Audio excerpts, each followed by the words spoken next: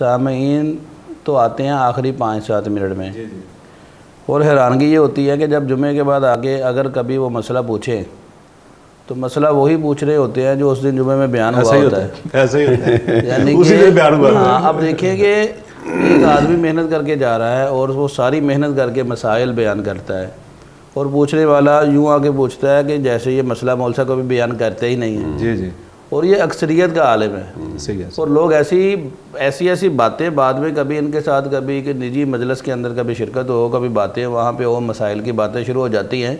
تو سچی بات تو یہ ہے کہ وہاں پہ وہی مسائل ڈسکس ہوتے ہیں جو جمعے میں بیان ہو چکے ہوتے ہیں. جب ان کو دوبارہ بیان کرتے ہیں اور پھر ان کو بتاتے ہیں یار یہ سارے مسائل ہم نے جمعے میں بیان کیے ہیں، آپ وقت پہ آیا کریں.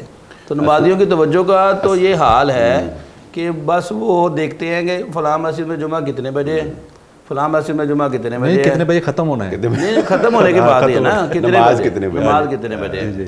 تو وہ اسی حساب سے پہنچتے ہیں. اور اعتراض بھی وہی کرتے ہیں، معذرت، اعتراض بھی وہی کرتے ہیں. اگر کبھی جمعہ 2-3 منٹ 4 منٹ لیٹ ہو جائے تو اعتراض کرنے والے کون ہوتے ہیں؟ جو سب سے آخر میں آتے ہیں، جن کا وقت اتنا قیمتی ہوتا ہے کہ وہ 1 بجے جماعت ہے تو 1 بجے سے لے کے 1:10 تک کا وقت لے کے آتے ہیں.